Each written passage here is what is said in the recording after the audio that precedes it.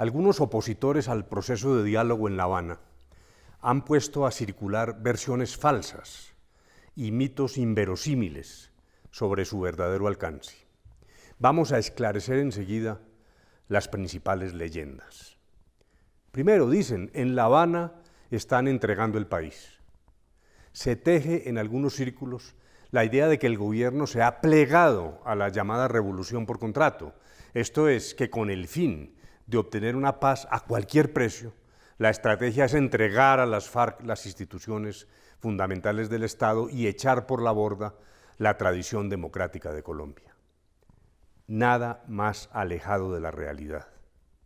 En primer término, las conversaciones se han venido ciñendo estrictamente a los puntos pactados en el Acuerdo General de La Habana el 26 de agosto de 2012, que son desarrollo rural, participación política y ciudadana, solución al problema de las drogas, la desmovilización y dejación de armas, víctimas, esto es, mecanismos de justicia transicional y, por fin, refrendación y garantías. Ambas partes encontraron que estos puntos son eficientes y suficientes para poner fin al conflicto y abrir sin armas una amplia etapa de transformaciones con garantías plenas para el movimiento que surja de las FARC y entre a la política. El gobierno no tiene previsto cambiar la agenda, ni ha aceptado interpretaciones de las FARC que logren ese propósito. Las conversaciones de La Habana tienen como destino terminar el conflicto y abrir una etapa de construcción de una paz estable y duradera con participación democrática de todos los colombianos. En segundo lugar, y como consecuencia de lo anterior, no hay que confundir las intervenciones habituales de las FARC, a través de las cuales dan a conocer las más disímiles posiciones políticas, con lo que ocurre en la mesa, que es una cosa distinta. Las primeras, las intervenciones, servirán para nutrir la plataforma política de las FARC, si dan el paso de la terminación del conflicto y escogen el camino de luchar por sus ideas dentro de un marco de garantías. En tercer lugar, lo pactado hasta ahora en los dos primeros puntos de la agenda, si bien contiene temas trascendentales para una reforma rural integral y para una nueva apertura democrática, está inscrito fielmente en el ideario del Estado social de derecho. Lo pactado implica reformas, incluso reformas constitucionales, pero nada de ello corresponde a devaneos ni concesiones que desvirtúen la esencia de la democracia. Vamos al segundo mito. Se dice, viene una reducción de las Fuerzas Armadas y un recorte de su estatus como consecuencia de la terminación del conflicto. Totalmente falso. La estructura y el funcionamiento de las Fuerzas Armadas fue específicamente excluido de las conversaciones. Mientras duran las discusiones, las Fuerzas Armadas seguirán operando a plenitud y si se llega a un acuerdo, ellas continuarán cumpliendo con su mandato constitucional en un contexto de paz. En cuanto a la remuneración, prestaciones sociales y su estatus actual, no existe en el gobierno ninguna idea ni iniciativa para desmejorarlos. Tercer mito. Dicen, la reforma rural integral afecta a la propiedad privada. Aclaro, se convinieron una serie de transformaciones de la realidad rural de Colombia con equidad y democracia, pensando en beneficiar al pequeño productor. Los acuerdos buscan que el mayor número de habitantes del campo sin tierra o con tierra insuficiente puedan acceder a ella mediante la creación de un fondo de tierras para la paz, acompañado de planes en vivienda, agua potable, asistencia técnica, capacitación, educación, adecuación de tierras, infraestructura y recuperación de suelos. Es un cambio histórico, un renacimiento del campo colombiano que puede darse en el escenario del fin del conflicto. Todo esto se hará con pleno respeto por la propiedad privada y el Estado de Derecho. Los propietarios legales nada tienen que temer. Sobre algunas versiones recientes relacionadas con la supuesta afectación de tierras aledañas a centros poblados, hemos aclarado con toda precisión este desaguisado, este error. En la legislación actual existe la extinción judicial del dominio contra adquirentes ilegales de tierra. Lo pactado en La Habana solo busca agilizar los trámites, que hasta ahora han sido muy lentos. No se ha modificado la idea central de que la extinción judicial del dominio se ocupa solo de bienes ilegales. En cuanto a la llamada extinción administrativa, ella no ha sido modificada en La Habana. Se trata de normas antiguas, de varias décadas de expedición, sobre las cuales no hay modificación de ninguna clase. Cuarto mito: las conversaciones son clandestinas, de espaldas al país, es lo que dicen.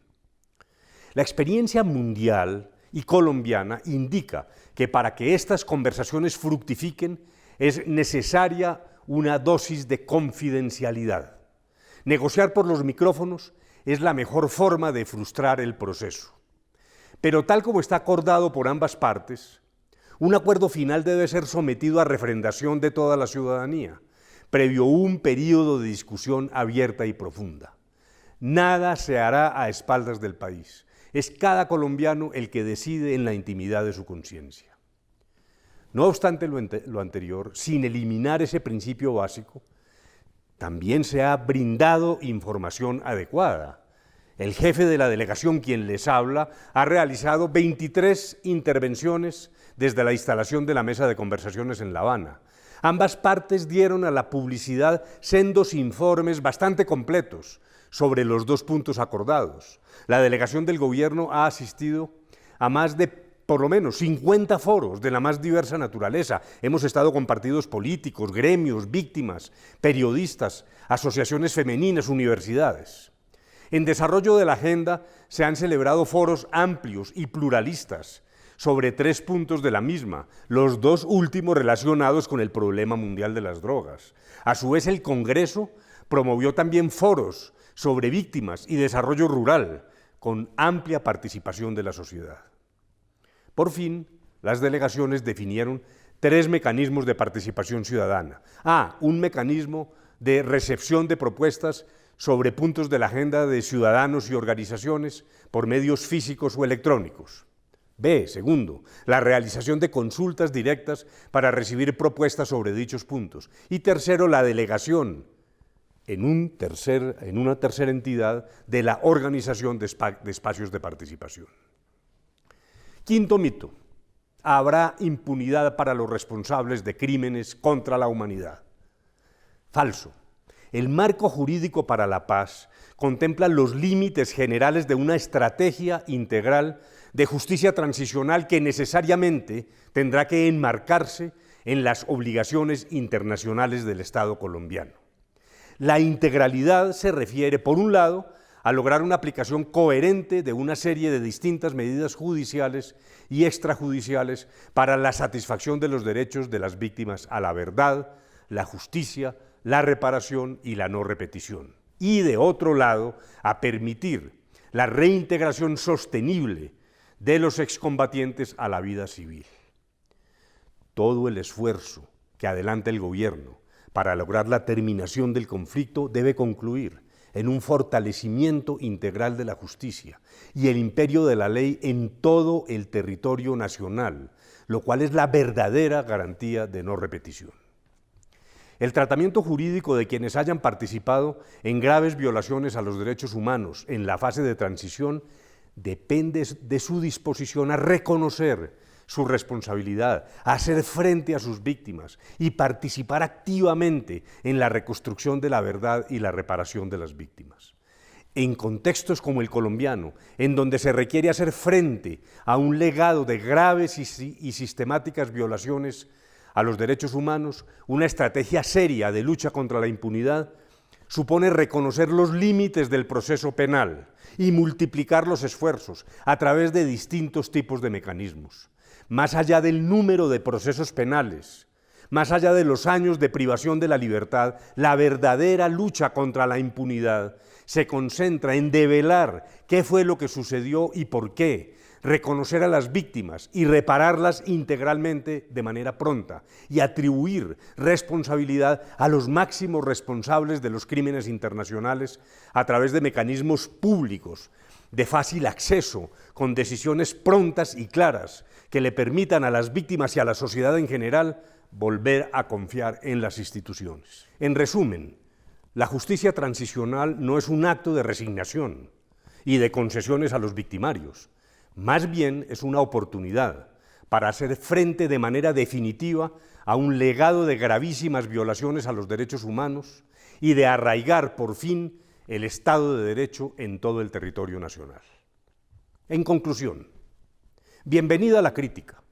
Finalmente, como se dijo, serán los colombianos los que decidan el rumbo, pero entre tanto es necesario hacer un esfuerzo leal para que la discusión se base en hechos ciertos y no en mitos y leyendas difundidos en contra de la realidad.